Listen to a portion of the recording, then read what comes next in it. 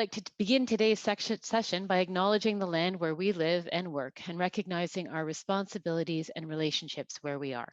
I'm speaking to you from Toronto, but as we're meeting and connecting virtually today, I encourage you to acknowledge the place you occupy. I am, and Maytree is, on the historical territory of the Huron-Wendat, Petun, Seneca, and most recently, the Mississaugas of the New Credit Indigenous peoples.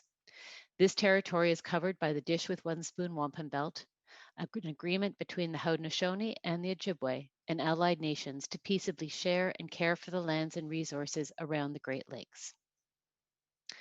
Today's 5 good ideas are about workplace harassment. Workplace harassment complaints can cause significant organizational unrest, loss of reputation, and damage to employee morale, in addition to considerable legal liability and, most importantly, personal harm. In this session, Kristen Pennington, partner, Employment and Privacy Law at McMillan LLP, will discuss meaningful ways an organization can prevent workplace harassment to avoid such complaints, as well as minimize disruption in the event a workplace harassment complaint is received.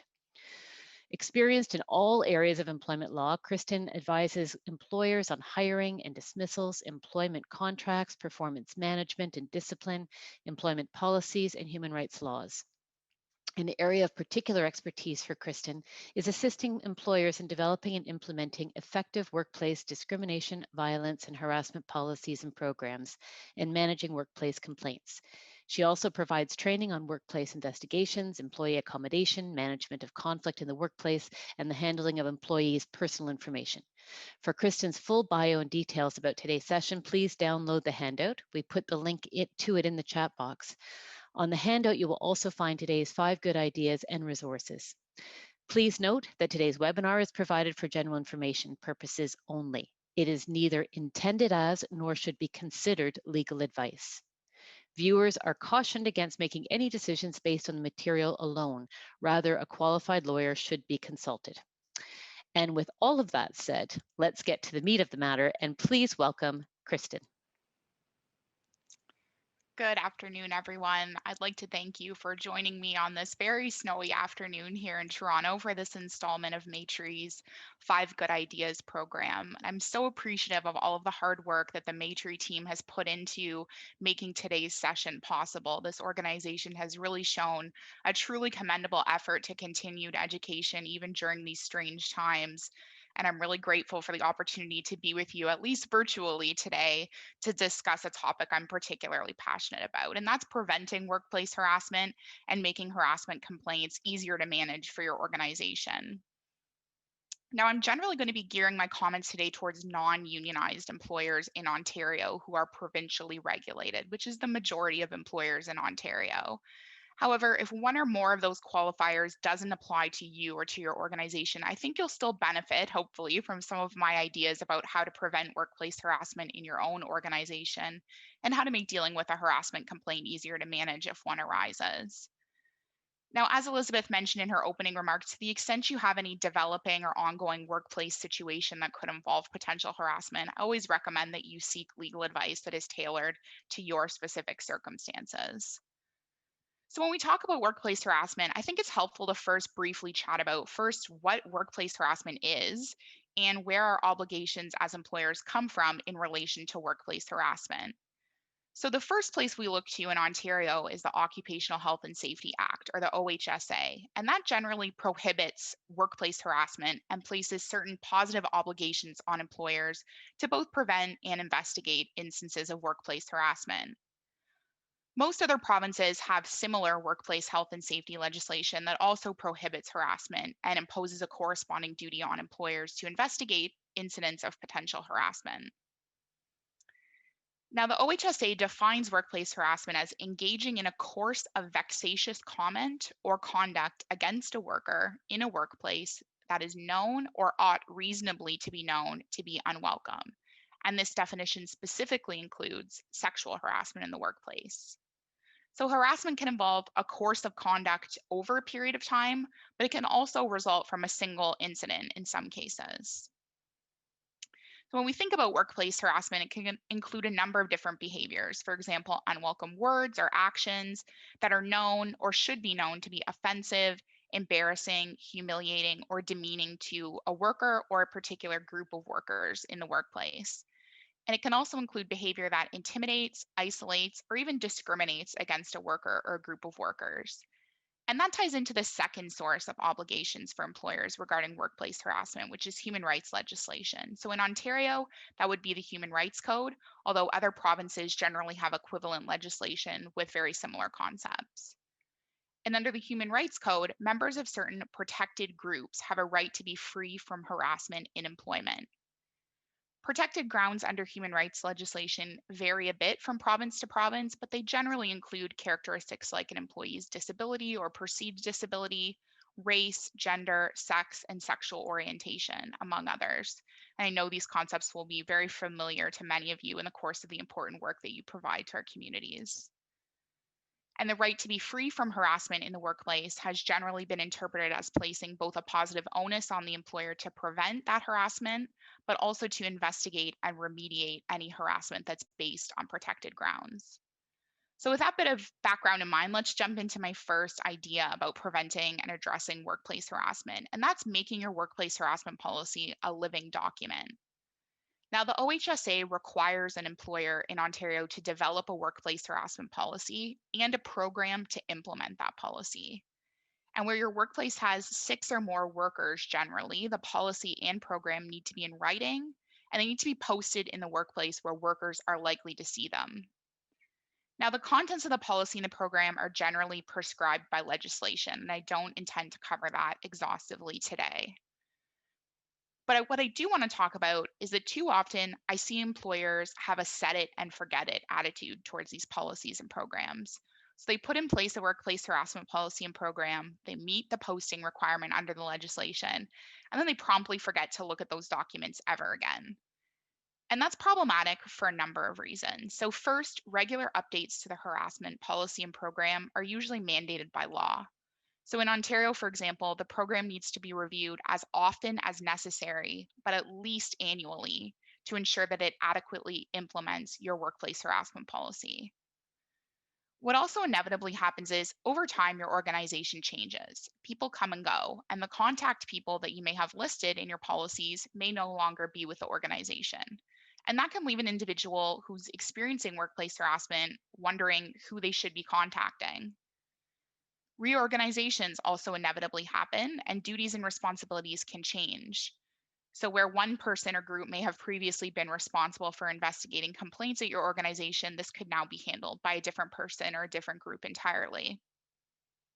Sometimes your organization will have weathered a complaint or an investigation process, and that can lead to a finding that new or different measures are needed to prevent workplace harassment effectively in your organization.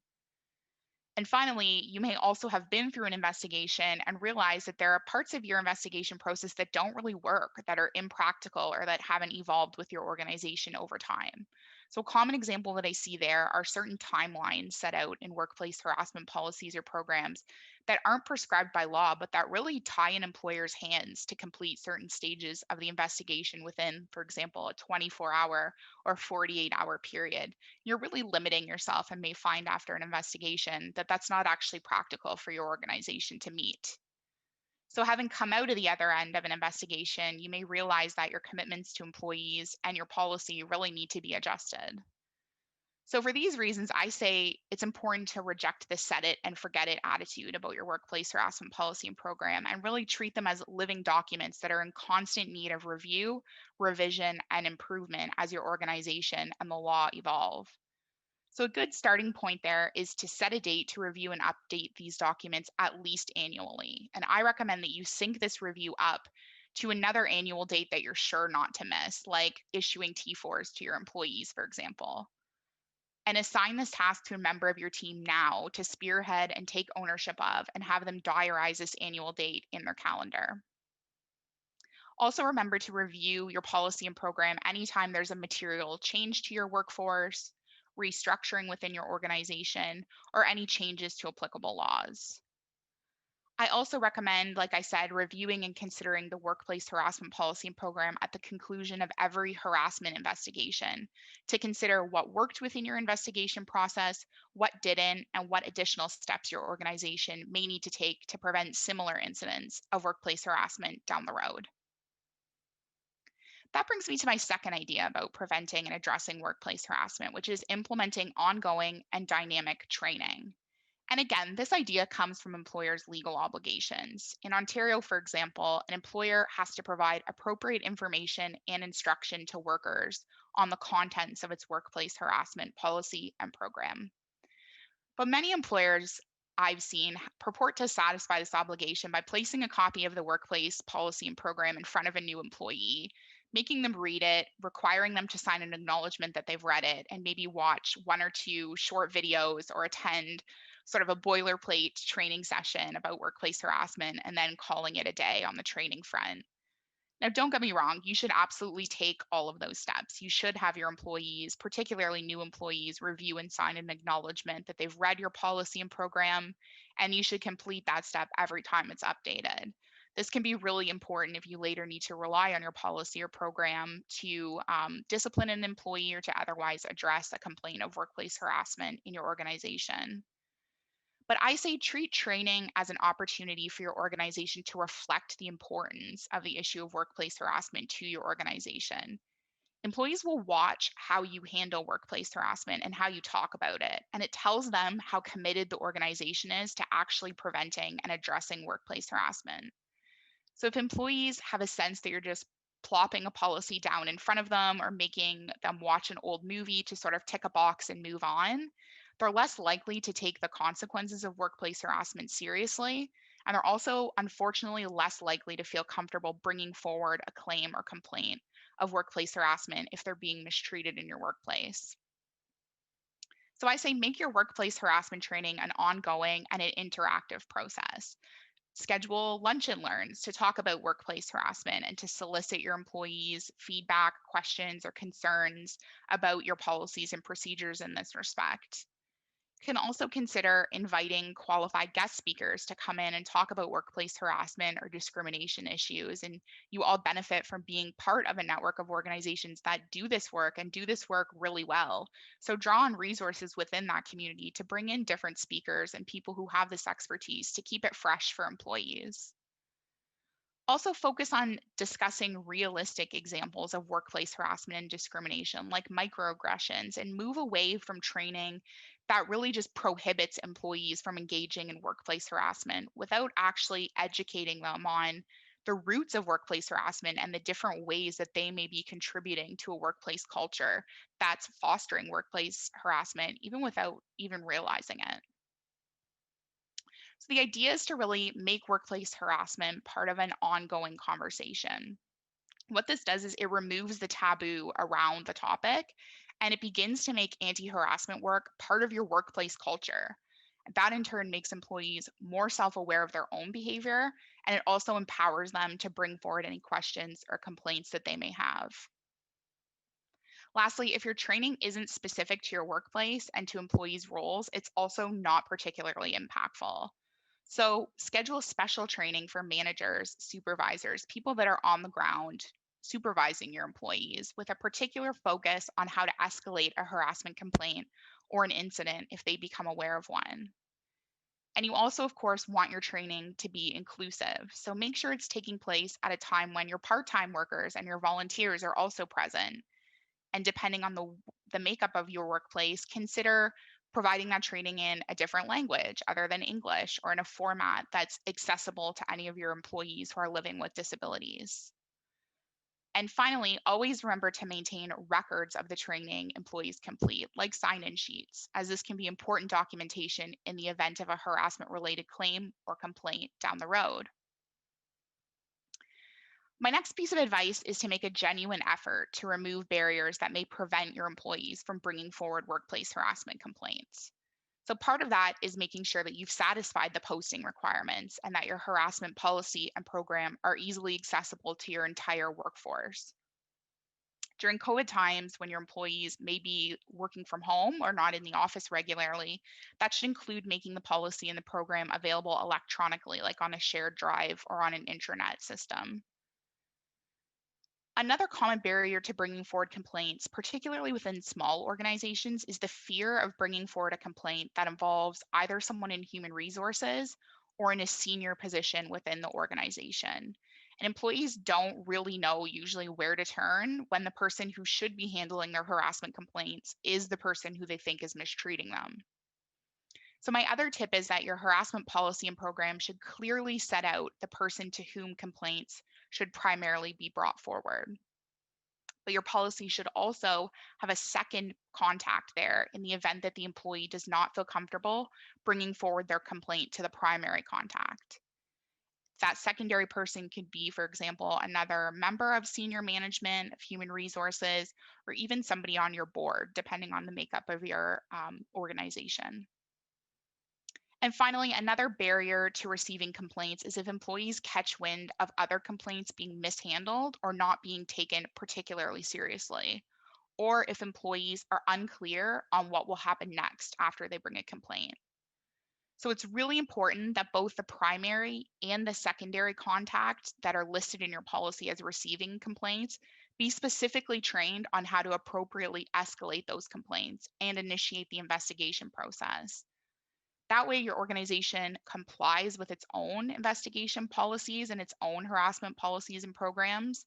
But there's also transparency for employees who know what will happen next and what to expect if they do bring forward a complaint. That brings me to my fourth suggestion, which is to assemble your investigation team now instead of waiting to receive a complaint. So, in my experience, once a harassment complaint is received, things start to move really quickly. This can particularly be the case if the complaint involves a member of your senior leadership or your management, or if it's otherwise could be of public interest or receive media attention.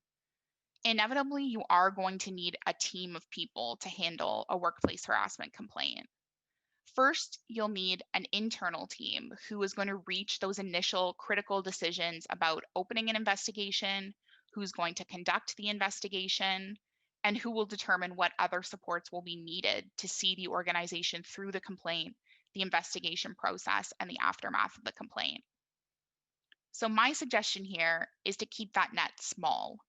The more people within the organization that know what's happening and the details of the complaint, the more likely the confidentiality of that investigation is going to be compromised. And that can be really devastating for both the complainant and the respondent. It really erodes the trust of the witnesses and the other parties in the investigation process, but it also can really have a chilling effect on the likelihood of other employees bringing forward their own complaints. So, apart from your small internal team, who else might need to be on your team in the event of a complaint? Well, you might need legal counsel, right, to help you determine the scope and the type of investigation you need to conduct and to assess whether any interim safety measures are required. So, think things like separating the complainant and the respondent if there's a reporting relationship there, or even sometimes implementing a leave for one or more of the employees that are involved in the investigation. You and your counsel might also determine that you need to engage an external investigator. So that could be another person that forms part of your team. You might also need to engage communications or crisis management professionals, depending on your team's own skill set and the nature of the complaint and the potential public interest in that complaint. And you might also want to offer employees or others involved in the investigation with access to your employee assistance plan if you have one to receive confidential support and other wellness services.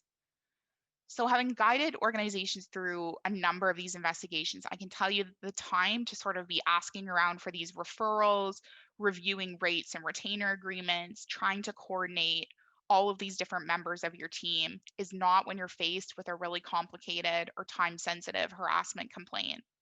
So, I propose assembling your team now and assembling them early when the pressure isn't on you to respond to a particular complaint. And I'm not suggesting that there's any need to sign a retainer agreement or enter into any form of agreement now, but just have a list of names, a sort of roster of who your team could be. and contact information for those members, easily available to you in an organized place in case you do need them on an urgent basis. And that will really reduce the immediate impact of a complaint in your workplace if you receive one. So, whoever's going to be on your small internal team of those who are going to be sort of in the know about an investigation should know where to find this information. And there should be a clear delegation now of who will ultimately be responsible to contact and engage those different team members as needed if a complaint is received. And finally, with an eye to the clock winding down, my last piece of advice is to always demonstrate leadership buy in when it comes to preventing, investigating, and addressing workplace harassment. And it might sound trite, but we're past the stage of just crossing your fingers and hoping that harassment won't strike in your workplace. Leaders really now need to be outspoken about condemning workplace harassment, and they need to be intimately involved in all of the prevention activities that are happening in the workplace. So, for example, senior management or leadership of your organization should be sitting in on those lunch and learns and participating in the other harassment training so that they're part of the ongoing discussion and so that employees understand that leadership also plays an important role. And this isn't simply an HR problem that doesn't affect the upper tiers of your organization. Leadership buy in also involves demonstrating accountability in the event workplace harassment does occur, especially at the senior level. And that can be really challenging. But your best efforts to prevent workplace harassment and to encourage employees to bring forward those complaints aren't going to be successful and they aren't going to be effective if employees perceive that complaints aren't taken seriously by management or that all employees aren't treated or held to the same standard regarding workplace harassment. So I want to thank you again for the opportunity and thank Maytree for the opportunity to share some of these thoughts and ideas about preventing and investigating workplace harassment. And I know we're going to turn to a question period right now. So I'm really looking forward to engaging with you and to answering any questions that you may have on this topic. Well, I want to take the opportunity to say thank you to you, Kristen. That was terrific. And we already have people in the chat saying that was so great and so helpful and such good advice. So let's take it from there. And there's a couple of questions that just go immediately from that. Very first one is, are these the 5 good ideas and some of the resources, are they available after the webinar? And in fact, you have compiled resources there's a link to it, I think, in the chat room. Is that correct? So we have some of these resources available, right? Yes. Yep. Great. And just picking up, this was a question that was in the chat room, and I think it's moved into the Q&A. And it's picking up on the question of external investigators. So beginning there, when you bring, when an external investigator is used, what happens with their findings? Are they made public? Are they only revealed to those involved in the claim? Does the entire workplace have access to it? What's the access question? Right. So, I mean, really great question. To some extent, it depends, which is a lawyer's favorite answer. It depends to some extent on the laws in your province. So, for example, in Ontario, there are certain obligations for the employer to share the results of the investigation with both the complainant and the respondent, and that's actually set out in the legislation in the Occupational Health and Safety Act and also in various guidance that flows from that. So you should always sort of consult the legislation as the first step to understand what are your actual legal requirements in terms of what you need to tell the participants in the investigation.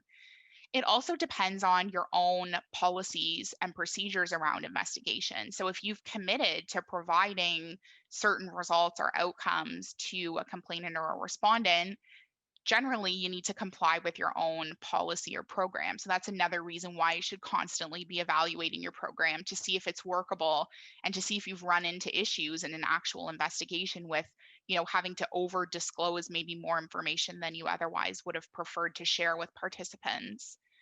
Another key factor is what has the external investigator been engaged to do? So, in some cases, you are engaging an investigator to engage in a purely fact finding exercise. And that could be at an organizational level, even. It doesn't necessarily have to be in the context of a complaint, but maybe you've called an investigator in to speak to members of your workplace and to discuss ways that you can improve accessibility or diversity or harassment issues. And then, from the outset, you might go in eyes wide open as an organization, understanding that good or bad, those findings might be shared with the board or might be shared with the broader organization. But generally, if it's resulting in, or the idea is that the investigation will result in some form of legal advice for the employer and the organization about next steps, that's something that needs to be considered right at the outset of retaining the external investigator, to ensure that you're not offside of any legal privilege, or you're not accidentally breaching any privilege that you're hoping will attach to those results. So very fact dependent, depends on the nature of the investigation, your legal obligations, but absolutely something that needs to be considered right at the outset of engaging the external investigator, so that the investigator also understands the scope of their mandate and doesn't start, doing more or less than what you're hoping they'll accomplish with the investigation. Great. There's a few more questions digging into investigations. I think people are very Hmm. curious about that. But before we do that, there was an early question that asked about whether or not there's significant gaps between the Ontario workplace violence and harassment laws and the new federal legislation. Are there any conflicts if a requirements, if an employer chose to use the federal as best practice? How do you determine which one you need to be compliant to, or is that Yeah. super clear? So it's governed by legislation. So if you're a federally regulated organization, generally you'll know that because you'll be complying with the federal legislation in terms of broader employment issues like termination, entitlements. Your employment agreements will usually be drafted in a way that references federal legislation. So that's a broader analysis even beyond harassment obligations. So if you do fall within that bucket of federally regulated organizations, then by law, you do have to comply with the Canada Labor Code and with all of those new harassment investigation and corresponding duties and responsibilities. If you're provincially regulated, I mean, you can certainly look to the federal legislation and guidance for inspiration, but you ultimately do have to comply with the provincial legislation. So you should make sure that whatever you're doing, you're not offside of those. So, for example, in Ontario, I know that the government has released some pretty great guidance online if you search workplace harassment in Ontario, it's one of the first resources that comes up. And there's actually a sample policy and program there that you can get some inspiration and make sure that you're ticking some of the key boxes of what needs to be in your policy and program.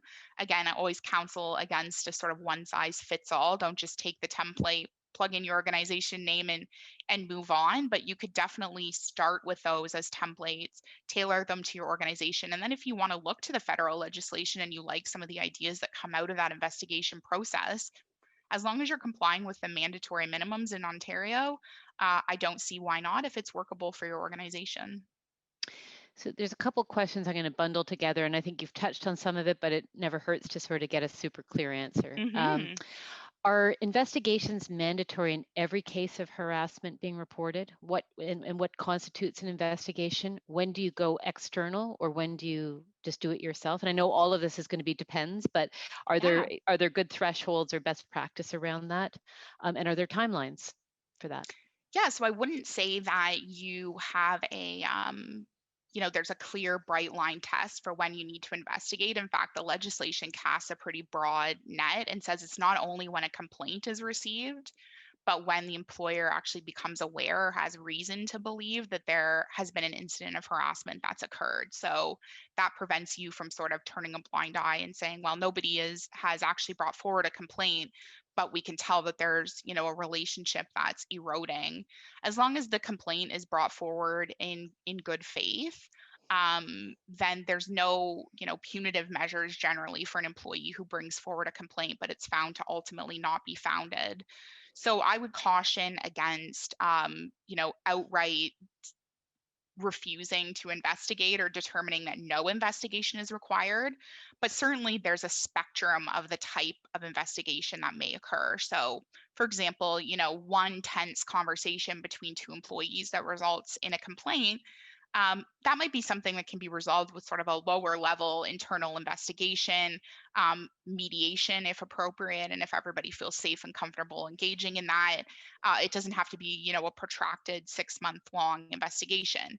More systemic issues, issues with multiple complainants or with a number of different witnesses, more sort of serious allegations, those are the examples where you will have a more full on fulsome investigation. So like I said, I'd caution against a threshold of when do you need to investigate. Assume that it's fairly broad, but it might be the scope of the investigation that shifts. Now the question around when to engage an external investigator is a really really good one. So a number of different factors can play into that. In my experience, complaints that involve senior leadership or people in high profile positions within your organization, or where there's otherwise a concern or could be a perception that there's bias or an apprehension of bias, those are circumstances in which you might see an external investigator engaged. Generally, the internal investigator shouldn't be reporting to, or even indirectly reporting to, either the complainant or the respondent. And obviously, if someone's at a very senior level in your organization, that can be hard to make happen in practice. Another instance in which you might see an external investigator involved is just where the situation is complicated. And by that, I mean there's many witnesses, there's many different documents. It's a very dated complaint. So we're talking about like historical allegations that might require really going back in time, or where you might need to engage some form of external expert, like a forensic or an IT analyst. Those can be examples where an external investigator has the expertise and has worked with these other types of experts and may be able to better stick handle the process. And lastly is just when you don't have the internal resources or the expertise. So it's much easier to defend an investigation that's done by an experienced external investigator than an internal investigator who has the absolute best intentions, is trying to muddle their way through as best they can, particularly in a small organization, but just doesn't have the experience or the expertise to sort of conduct a fulsome, impartial investigation. So these things are very resource heavy, Mhm. and they can take twists and turns that you don't expect at the outset as well. And a professional third party investigator might be better suited to navigating that than somebody who just hasn't had adequate training, because it just might not come up that often in your organization. Yeah. One of the one of the characteristics and also challenges of the not-for-profit sector is that many of the organizations are very small. Yep. They're micro employers. They might Hmm. have only 5 employees, and that I think creates special circumstances when if there's harassment or if it's toxic in any way. Do you have any particular insights on or tips where it's a very small organization? Yeah, so absolutely. I mean, I think that's a great example of why you might want to turn your mind to assembling your team or right now, because the reality is if an investigation hits and you're that small of a workplace, it's very likely that everybody in the workplace is going to be a witness, particularly if it's a systemic complaint, it's an issue of a toxic work environment. High likelihood that most, if not all, parties in the workplace are going to be involved. And so if you don't have, an HR department in that small of an organization that can sort of stick handle all of this, and everybody needs to be a witness, you're almost certainly going to need an external investigator in those cases.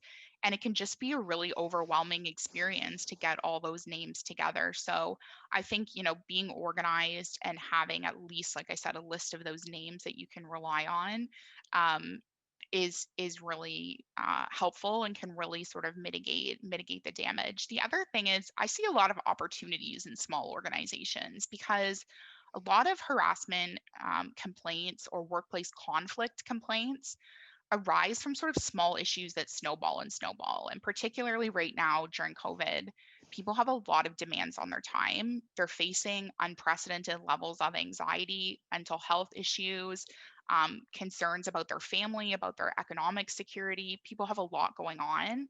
And in a small organization, I think you're uniquely placed to keep the dialogue open and to connect with people, understand what's going on. If someone's behaving out of character, there's probably a good reason for that right now. And I think a lot of these problems can be, nipped in the bud by early mediation, early intervention to repair a relationship or to address a concern that's happening with a particular employee before they snowball. And I see that as actually a positive of being a small organization versus a larger organization where, some of these issues might sort of fly under the radar, or you simply just don't have the resources to provide that level of individual attention.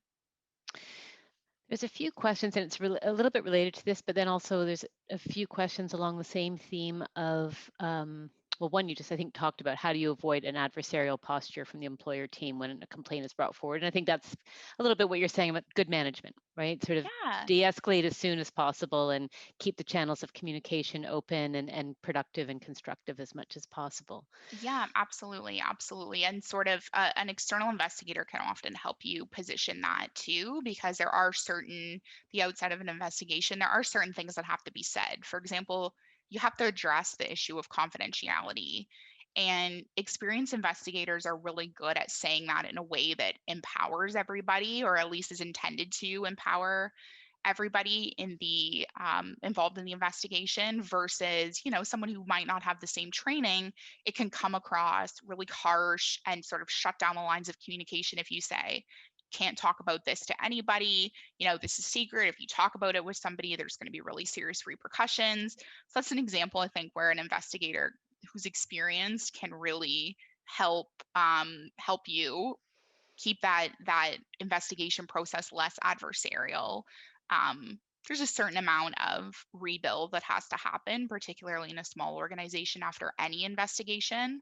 But I think an investigator can help you smooth that over a little bit, or at least make employees' perception of the investigation a little bit more positive than an inexperienced investigator may be able to manage. I think a lot of what you've been saying, or the assumption often, is that the harassment is in a downward direction in terms of power. Hmm. And what happens when the employee harasses management? Is that different in any way? Do all the same things apply? Yeah. Can you comment on that? Yeah, absolutely. I mean, each case would have to be treated individually, but on its face, I don't see any reason why an employee harassing, somebody in an upward reporting relationship or in a lateral reporting relationship would be, any different. In fact, we often see a phenomenon. It brings to mind in sexual harassment complaints of men or male identifying employees actually feeling ashamed or a certain level of stigma around bringing forward a complaint of sexual harassment in the workplace because they think that there's a stigma, or it reflects on them, or that this is sort of a women or a cis women's issue. And that's come up for me a number of times in my career. So I think there could even possibly be a phenomenon amongst management where you're supposed to sort of maintain the stiff upper lip and weather a certain amount of this. But really, you have the same statutory entitlement to be free from harassment in the workplace as any other employee. And although that could be, an interesting investigation, and again, maybe an instance in which you do need to bring in a third party to maintain, no bias. That might not be something you want to sort of stick your HR person with. I don't see why there would be any difference in, that employee's entitlement to be free to come to work free from harassment. So we have about 2 minutes or 3 minutes left on the clock, but we've got a lot of questions, and you're just phenomenal. So I'm wondering if we can push this out a little bit for another For 10 or sure. 15 minutes. Are Yeah, you good for to go? sure. Can you keep going? Because Yeah, let's you're a keep source going. of a font of information. This is terrific. Okay. Let's keep going. This is an interesting question. What does the OHSA say about refusing unsafe work when you're asked to keep working with an alleged harasser after the investigation is done? Super fact specific. So yes, there is a right to refuse unsafe work when you think that the workplace is unsafe, or the type of work that you're being asked to do is unsafe. um, that is limited, right? There's a procedure that's set out under the Occupational Health and Safety Act that requires the employer to investigate with the involvement of either your health and safety representative or your joint occupational health and safety committee. And, there's a whole procedure that is set out under the legislation about what has to happen if the employer doesn't think that it's unsafe work, what happens next. So, the employer should always follow that process. But in terms of, following the conclusion of an investigation, and that'd be really fact specific, and we'd have to, assess that sort of on a case by case basis. There's definitely nothing particular set out in the legislation that would address that. It would be about interpreting the party's obligations in that situation. This is an interesting question. I suspect it's coming from a very particular experience, but I think it pushes out an interesting issue. If an employee goes to a manager with a complaint of harassment, but then says they don't want to make a formal complaint, can the employer still proceed? Yes. And in And fact, should they? yeah, I mean, can they and should they? That's a really tough situation, and that does happen. So it's not only, should they, it's really under the legislation you have to. So Okay. under the legislation, it's fairly broadly worded, and it's something to the effect of when the employer becomes aware. Now, we know in practice that that doesn't always happen, and that sometimes the employee's looking for initial support or advice, and they're really saying, I'm just looking for a way to sort of maybe mediate this conversation, or some strategies to help lessen the what I think is inappropriate behavior, and I'm really not needing the full complaint. And there is a level of judgment that has to be exercised there. What I will say is that if for any reason you are not proceeding with an investigation after receiving a complaint, you should be really documenting. You should probably be seeking legal advice before you make that decision, but you should also really be documenting why it is that you're not proceeding, the nature of the conversation that you had with the employee, the supports that you did provide, and you should definitely be circling back to that employee to make sure that the concerns have been addressed. And if they haven't, that would be a situation where I think you'd be proceeding with an investigation. Again, it's all, very case by case, but you definitely don't want to take the employee at their word that, and sort of forget the problem and check that one off the list. That is something that would require follow up if you weren't going to proceed with the investigation immediately. I don't know if you'll have any thoughts on this, but there's a question. If you do have thoughts on why many complaints end with settlements before findings are clearly highlighted or shared. Has that been your experience? That has not been my experience. So, like I said, usually under the health and safety legislation, at least in my experience, the investigation does come to some form of findings. The investigator, finds that either the complaint was substantiated, that it was not substantiated, or that there wasn't enough evidence, or they weren't able to reach a determination, which does happen sometimes. And certainly there can be settlement discussions that happen after that. And if one or more parties in particular are looking to exit the workplace or are exited from the workplace after an investigation, there undoubtedly can be settlement discussions that happen then. But in my experience, I haven't had that. That I can remember, I haven't had that happen sort of mid investigation. So there's probably, some sort of facts or unique circumstances there that may have contributed to that. Um, all kinds of questions coming in. Hmm. If an investigation is completed by a supervisor, so I guess internal, and Hmm. staff involved are unhappy with the result, is it sufficient or reasonable to have HR step in and conduct another investigation using the investigation notes from the first, or should they start from zero? So I guess in a broader sense, if the first go at this doesn't produce the desired results, do you build on what was already done, or do you just scratch it and start fresh? What's the best approach in your experience? I mean, I think it depends on what the gripe is with the initial investigation. If it's that, um, you know, that everybody agrees that the process was fair, but it's the conclusion that somebody takes issue with, then you might not have to start from scratch. But I think it depends really on the issue that everyone's taking with the investigation, or that somebody's taking with the investigation or its outcome. And that would probably guide your next steps in terms of figuring out how to respond to those concerns. So going back to lots of questions about investigations, I think that's where people Yeah, have their they're greatest. tough. Well, they're tough and they're challenging and they are really at the heart of the matter. But the preventative Hmm. stuff is in the policy and the program that you put in place. And I just want to Yeah, touch on a question or two that look at that. And one of the questions is, is it a good idea? Who is best to include in that process? Is it an inclusive process across the staff? And what are the most common mistakes in drafting these kinds of programs? definitely. So the most common, and I think I touched on this earlier, the most common issue with drafting policies and procedures about harassment is the either the set it and forget it attitude that I mentioned earlier, um, or the taking a template either that you find online or that you might get from another organization, and just sort of putting it in place and not really engaging in critical analysis of how it applies to your workplace. So without undertaking sort of a meaningful analysis of why harassment might occur. Because, when we're talking about harassment, we're not just talking about employee to employee. That's the most common, but there's also members of the public versus some of your employees. So some of your employees might be in a position in your organization where they are external facing, they're dealing with members of the public, and they may be at a higher risk depending on the nature of your organization, of being subject to harassment or mistreatment in the course of their job.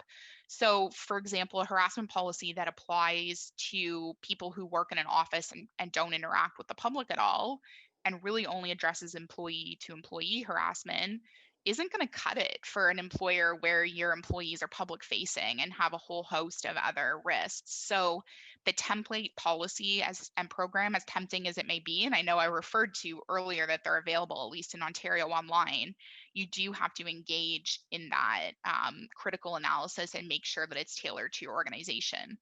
In terms of who to involve, in Ontario, there's actually an obligation to involve either the Joint Occupational Health and Safety Committee or the Health and Safety Representative, depending on the size of your organization, in drafting the workplace harassment program. And you should also involve them in any updates to that program.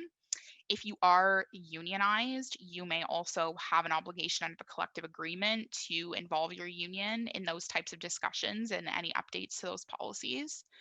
In terms of involving other employees, I personally think that it's good to have at least feedback. You might not, be circulating a draft to everybody to mark up, but these lunch and learn sessions, and even debriefs with people who have been involved in investigations to say, is there anything that we could have done differently to make that better for you? Or did you have any concerns about how that investigation went down? You can learn a lot from employees who are overall okay with the process, but say, yeah, I this happened, or this was said to me early on and I didn't know what it meant, or I read this policy before bringing forward a complaint and I didn't know what this meant. And they can really help. That feedback can really help.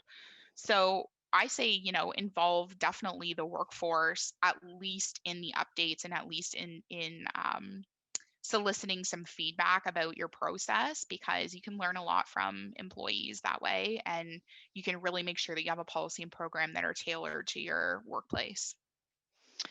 In many respects, it's in the last 5 years or 10 years, the concept of bullying has become much more understood, much more talked about. The Mhm. Me Too movement has had tremendous impact on how we think about this. What are some of those effects? Have you found on how this is playing out in workplace harassment, policy, investigation, work, all of it? Absolutely. So I think that what we've really seen is sort of an acceptance, or at least employers grappling with the idea that it's not, sitting crossing your fingers hoping that harassment never happens in your workplace. That unfortunately, there's a recognition that harassment happens across a variety of workplaces, across a variety of industries, and that an employer really has to be proactive in creating a workplace culture that says that's not acceptable. And when it happens, it's going to be dealt with really seriously. So I think we're seeing a much more proactive approach from employers regarding harassment, and much more of an interest in prevention versus responding and investigations. I think there's also been a recognition that harassment, and that's where we see this term of bullying, which isn't really a legal term, right? It's sort of a colloquial term for workplace harassment. But I think what it gets at is the idea that a lot of workplace harassment is now happening in more sort of insidious, and I want to say subtler ways. And I mean subtler in terms of um, how it actually happens, not the effect that it has. Because I think there's also been a recognition that this really subtle, these microaggressions, small instances of feeling isolated or discriminated against over time can really build to have very serious impacts on employees, on their mental health, on the productivity of your workforce. So I think we're starting to look at harassment in a much more nuanced way. And we're understanding that it's not about these big outbursts. I mean, they sometimes still happen, or these big, outward name calling, or some of the more obvious instances of workplace harassment. We're starting to appreciate that there's a more sort of systemic level to this that has to be involved both in our prevention and our response. And I think it's really interesting that we're getting a lot of questions about workplace investigations, because I think that has been another consequence of the Me Too movement and this broader understanding of workplace harassment. And that's that because these forms of harassment are more insidious, they are harder to investigate, right? One instance where somebody stands in the middle of the lunchroom and calls somebody else an inappropriate name is a heck of a lot easier to investigate than a course of these small microaggressions over time, and trying to figure out what was meant by those comments and who witnessed all of those comments. The scope of investigations, I think, is becoming a lot more complicated. And it makes sense to me that employers have a lot of questions about them because they're really, really tricky to manage. So I'm going to bundle two questions, and it's the last one because I have to let Okay. you go. A package deal. Package deal. There's more questions, and just to the audience, there's more questions here than I'm able to ask. So apologies that not everyone got covered, but I'm staring down 26 questions, which tells you how much everybody has certainly gotten from this. One is how and where to start an investigation for a nonprofit that hires a senior leader who harasses people of color and then fires them with no reason and replaces them with their own cronies or people who are not diverse. How and where do you begin to tackle that? And then the other one is, Yep. who do you turn to when an employer concludes an investigation but doesn't provide a summary and you see no change? So those are both kind of hands up in the air. What do you do? Yeah, I mean, the first one is really, really fact specific. So that sounds like to me a good case for an external investigator to get on because it hits a few of those boxes. It involves, really serious misconduct, if true. It also involves senior leadership, which again is another sort of indicia that leans towards an external investigator.